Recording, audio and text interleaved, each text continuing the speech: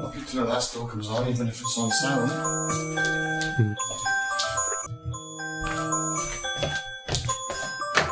Alright.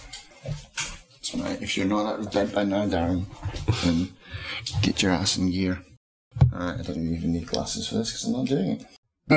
Buyer's remorse. Hello and welcome to Buyer's Remorse. I'm Darren. I'm Justin. And let's just jump right into it. Because somebody doesn't want to do the introduction talking about how we play games that are already in our library. That's right, yeah. And tell me more about that, Justin. Yeah, what else do we do? Play games for 60 minutes that are in our library that we haven't played before, and... That's it. We make each other do that. Why can't I remember that? It's so simple. I know. I mean, I can remember it, but I don't know. You remember it, but it just gets mashed in my brain. Like, maybe we just need to write it down. I think it's funnier this way. Okay. Right, yeah. So I don't know, because we've been away from this for a while, and I can't even remember what games you play, because you're doing a bit of catch up. So which one is it today? Because I've picked 3 or 4 for you. The one I have today is Commander Keen. Oh, 1991 or something like that. Classic from the PC. I remember playing this when this came out, and it was great. I wonder how it holds up today. So, dev and publisher id Software? Yeah, man. The guys that made Doom. Really? Yeah. Interesting. All right. It has very positive reviews on Steam. Over 1,000 reviews. And yeah, the game comes... I guess this is the complete thing. I don't know if it originally was released in chapters, but it has... I definitely don't remember. It has 3 episodes. Episode 1, Marooned on Mars, which is the one that I played because, of course, I would start with the first one. Mm-hmm. That came out in December of 1990. Episode 2, The Earth Explodes, was 1991. And episode 3, Keen Must Die, was also 1991.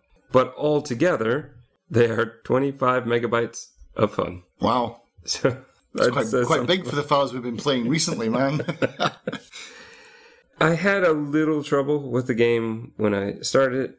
Is this part of the Oceans bundle, or does that have nothing to do with the Oceans bundle? This one's totally out of it, right? No, this is. I don't know how you picked this up. I know I picked it up because it was like 50 cents on a sale. And I was like, oh, I remember this game. I probably got it for something like that. I don't think that I would have paid full price for it. I had the same problem, though, that you had a lot with the Oceans bundle. This is why I brought it up. Right. The super tiny window. Oh, really? Okay. And super tiny window syndrome. That sounds like something else. Here's the thing, though. I was doing recording as well for the video. Mm-hmm. And the problem is with my recording software, if I go into a game and the game is full screen, the screen recording software stops. I have to play it in windowed. I haven't figured out how to make it work otherwise. So I had to play it windowed, and the windowed is very tiny. Man. Whereas I have played it a little bit since, and if you just start up the game and play it, I had no problem with it playing in full screen right away. Okay. So it was really just the fact that I wanted it to be windowed that made it this super tiny window. But You're playing a platformer on a super tiny window, so I'm 2 inches from the screen trying to see this thing, much like it would be old school Game Boy kind of thing. You hold it very close so you can see everything. That's kind of what this was like. You should get one of those giant magnifier things that you can pull down in front of your television like they've got in Brazil or in Wall-E as well. Or just that scorpion chair that we saw. There's this PC gaming chair. Well, I guess it could be a work chair, but... It's a death sentence, that chair, man. If you get caught in that when that's moving, you're in the emergency ward for sure. I don't know. I saw the video where it showed somebody sitting in it and it moving back and everything. So I think that's probably okay. But it looks amazing, but I'm not sure how comfortable it is. Yeah, I don't think it would be comfortable. Like your arms like outstretched, lying down, looking up. I can't see the comfort in that. But, I mean, as a chair... I'd take out all the computer stuff and just sit in that. It's great. And it's a massage chair as well. So if you got $3,000... It is not. It is, yeah. Really? Yeah, it's a massage chair too, yeah. That's what they say in the advertisement. Yeah, so if you've got $3,500 to spare on a gaming chair, look no further. Well, yeah, I mean, some of the massage chairs cost $5,000 on their own. So yes, it's probably not a very good massage chair. None of it's doing all the other stuff. It probably vibrates, and that's about it. Anyway, Commander Keen, it was a super tiny window, but it doesn't have to be, honestly. I know that when I was looking up, is this a problem? Yes, other people had this problem, but I think that it's been fixed since. So is the video that we're watching now going to be in a tiny little screen, or did you manage to... Well, I cropped it out, so it should look normal. Oh, okay. The controller didn't seem to work. I couldn't get the controller to work, so... Old game. Yeah, so I'm here on arrows. Arrow keys, yeah. And then it took me a while to figure out what I was doing at all in this game. That sounds about right. So you start off, you're on Mars, your ship has wrecked. Yep. And you have what I realized later. It shows you these icons. These are the 4 pieces you need to find to fix your ship. Mm-hmm. So in many ways, this is a more logical version of E.T. Atari. Yes, or Jetpack on the Spectrum. Yeah. At first, again, I'm playing in a super tiny window. I didn't realize that it was a spaceship. I thought it was a fire because you see smoke coming off of it. Okay. So I avoided it for a long time. Get the marshmallows. Yeah, something like that. I didn't know what they were doing. Commander Keen, by the way, on the thumbnail, he looks like he's like a 6-year-old kid or something. Yeah, wearing a football helmet. Yeah. Okay. So I didn't know what kind of story I was in for. There's something that blocks your way, and you can't get through. And there's not really an explanation anywhere. I think there is, if you go through the menu and there's some help stuff, that it would actually, but for a long time I didn't find that. If you hit the space bar, it just shows you an inventory of how many charges your gun has, which I don't have a gun yet, so that's not useful. And a bunch of other things. There is a way from there, I think, to go to another explanation menu, which is very helpful, but I didn't find it for a long time. Long story short, too late. You have to hit the control button to go into these areas. Ah, okay. So you hit control, you go into these areas, and now you're into the actual platforming section. So you have tiny little aliens, green ones that walk around. They actually don't really hurt you, but they will push you around. So they could push you into spikes and into fire and those kind of things. And they do just generally get in your way. Mm-hmm. But I do like that they started off with that because it's nice to start off with an enemy that can't kill you right away. Right. Throughout this is very much early 90s kid platforming thing. You have giant lollipops you can collect for points. Pieces of pizza you can collect for points. Books, which I'm not sure if they eventually help you translate the alien language or not, or if they're just nothing.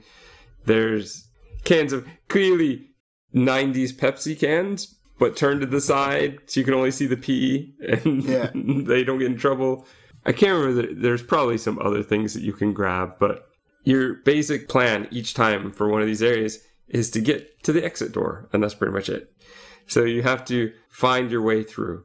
Now, through some of them, there will be door keys. You will have to buy the yellow card to get through the yellow door and the red card to get through the red door. Yep, makes sense. There will be some other creatures. There are these weird purple plants that sit in front of you that if you touch them, you die immediately. Mm-hmm. But it is what it is. They don't move or do anything. So if you can control the jumping properly, you're okay. Jumping properly was a bit of an issue in the game. You can control yourself in the air, sort of. It's not as good as we would have today, so it takes a bit of getting used to. Was it a bit floaty? It is. And the jumps that they've designed, there are a lot of them where you actually don't want to jump from the edge, like you would with most platforming games. You want to jump from the middle or somewhere else. That's old school platforming for sure, man, yeah. And you have to guess at it. You get 4 lives, or 4 keens, as they put on the screen. And you get these guns. The guns will stun. They don't really seem to kill anybody, but they stun them. A non-lethal mission, yeah. You have bigger green aliens that will kill you, so you have to stun them so you can get by them. Mm-hmm. There's this one that looks like a werewolf, but I've not found my way past him yet. He's been a real problem. And the gun doesn't seem to work on him. Right. So he's a double problem that I don't like. You can also get a pogo stick, which is really hard to control, which even in their information page that I found basically says the pogo stick will be difficult to control. You may not want to do all your jumps using the pogo stick, but it makes you do higher jumps so you can reach some levels that you couldn't before, some platforms you couldn't before. It's nice that some of the aliens don't kill you, but most everything else will, and you don't have hit points or a health bar. You have these 4 lives. Yeah. And so if you die, you have to start that map over again. And I think I found one piece before the hour was done. And I've gone back a couple of times, but never for very long. Right. It's frustrating. I'm not big on platforming, and especially if it's not great. As you described it, the floaty jumping isn't great. And some of the noises are just awful. There's this noise for when you're falling that it's just awful every time. And it doesn't matter if you're falling because you're just wanting to jump down off of this platform or you actually fell, you missed your jump. It's always that noise, and you're going to hear it so many times. What does it sound like? It kind of. That probably doesn't even do it justice. It's very terrible. It's just very loud, and it's every time. We don't make noises when we fall. At least that would have made sense. It's a total external noise, as though falling from a height makes this huge loud sound. Yeah. It's really irritating after a while. I think that was a thing in the 80s. And I'm sure it was. Like, we've kind of gotten away from it, I think. I remember, like Manic Miner and Jet Set Willy, 2 games that we've talked about before that you didn't know about, but now you do, kind of.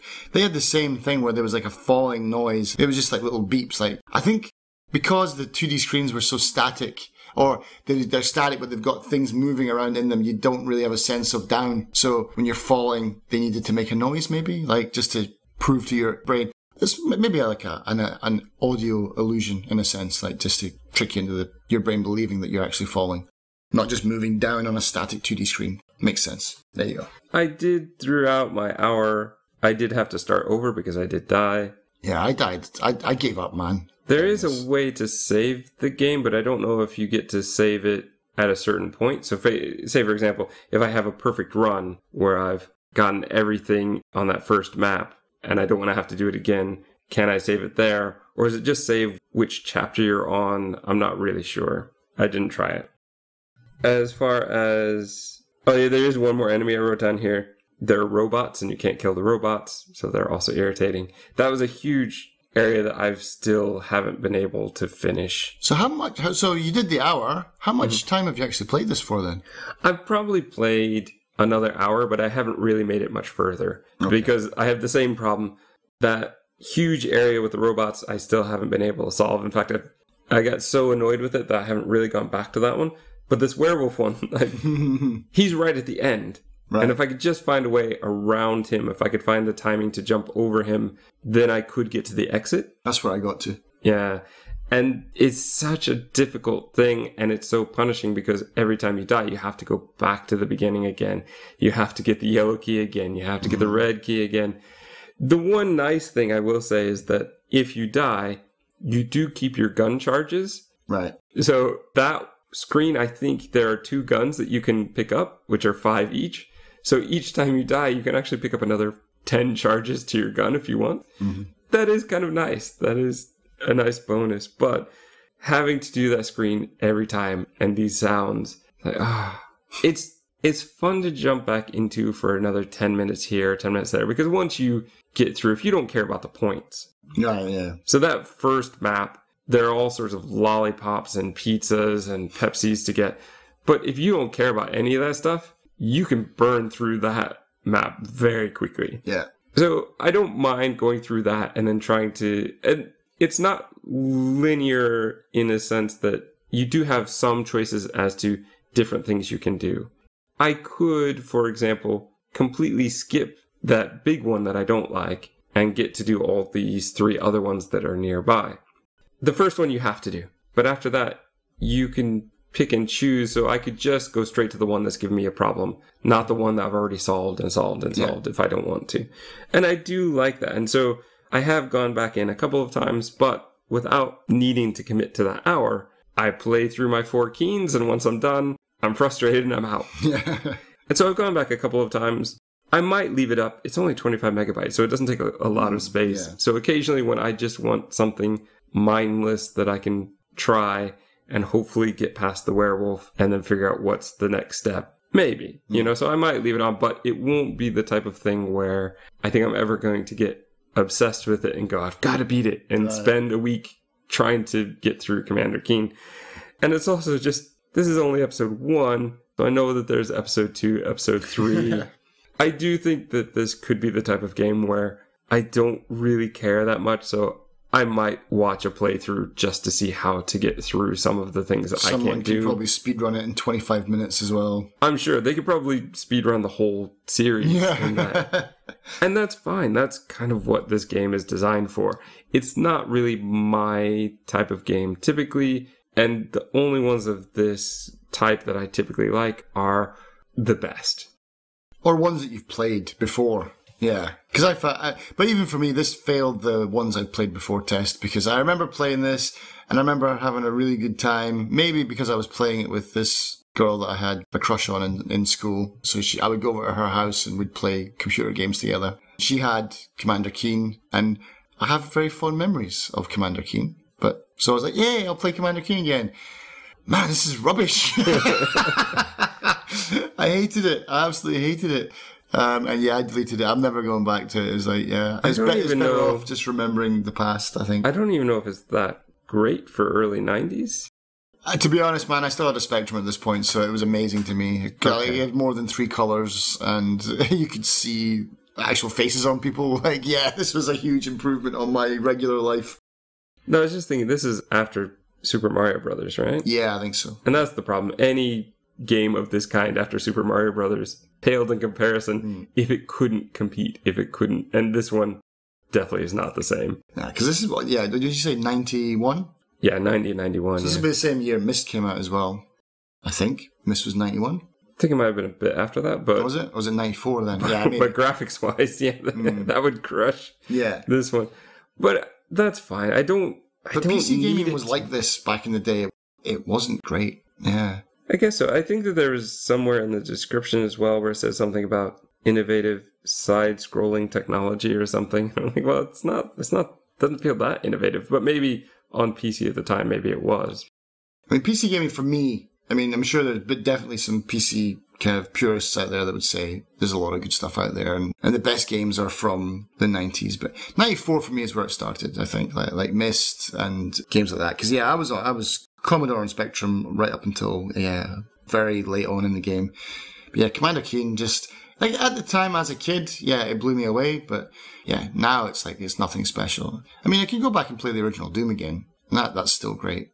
But yeah, like Wolfenstein, the original Wolfenstein, that was PC gaming beginning, and that was quite innovative. Yeah. I mean, we watched, I think it was on High Score where they talked about Doom. I haven't got to that episode yet. I'm only on episode 2, I think. I think I just finished the Space Invaders one. But that's the Netflix series that talks a bit about the history of gaming. No, I just watched the Nintendo Power Glove one from The Wizard, which they didn't have, that guy. I thought they would have got, what's his name from? Fred Savage? Yeah. Too busy. But yeah, so you've already answered the question, would you go back? Yeah, and also no. In fits and bits and pieces, perhaps. But so what would you tag this as then? What would be your 3 kind of tags, modern day tags for this? I would say platforming, old school, and side scroller, because that's what it is. Fair enough. There's not much else to it. Yeah. Product placement. It's not really product placement, it's anti-product placement. It's like trying to hide the fact that it's Pepsi. Yeah. So you can't recommend this to me because well, I could, but you've already played it. Did you actually beat it? Do you remember beating it? Back in the day, we got far. I think we might have built the spaceship, but I have no recollection of that at all. God, that's 30 years ago. Yeah, can't even remember 30 days ago. But yeah, so can't recommend it to me. But who would you recommend this to then? I think I would recommend it to people who want a bit of nostalgia and old school side-scrolling, especially the ones who... there's points. So people who really want a high score kind of game, people who want difficult jumps. It's worth it for the price you're probably going to get it. Right. The amount of memory that it's going to take on your computer. It's fun for a bit of that. And if you want that, then go for it. I will say, I couldn't get the controller to work, and this feels like a controller game more than most. Platforming for me is a controller game, and it's very awkward for me to do with keyboard and mouse. So that also might be part of the problem. People who are much more used to keyboard and mouse might have less problem with this than I did. But I think people who are in the mood for that, who want to play an old game that they haven't played, that's about the only person I could really recommend it to. So, Buyer's Remorse or Confirmation? For the price I got it, I compared to the awful games that I've played for this show, it works. You know, it works. I don't understand why some enemies can die and some can't, and some can be stunned and some can't. But it is what it is, right? It is a old school platformer with ridiculousness, which is kind of funny and cute. You know, the lollipops are the size of Commander Keen. Yeah, they're gigantic, man. They're so huge. And it's well, everything's the same size because they're all that one block. Right. So the pizza's gigantic, the lollipops are gigantic. And a story that, I mean, at least you understand eventually you're supposed to put your ship back together. So at least that does make sense. That's more than some of the games at the time had. But why is there pizza on Mars? Or is it just sitting out, not in a box or anything? All these unanswered questions. Yeah. So definitely, I think, again, for what I got it for, Confirmation. Buyer's Confirmation. What game did I have you play for this episode? Another one from the Oceans. Another one. Hooray, hooray. And the last one, I think. I'm pretty sure this is it. Done. I know that I picked this one for you because you were actually afraid I would pick this one for you, which you foolishly mentioned in a previous episode of the podcast. All right, so let me open this up. Right, he's got a whole and I've stapled it wrong. Full... Is this the manual that you printed? This is the original manual, yeah. All of the slave worlds bubble with unrest due to the oppressive nature of their rulers. They never reach the boiling point. They all lack a leader to draw the masses of the population together. When I played it, it was two cute characters. One's a dog, and one's another kind of dog. I always thought it was a cat. All this and more in the next episode of Buyer's Remorse.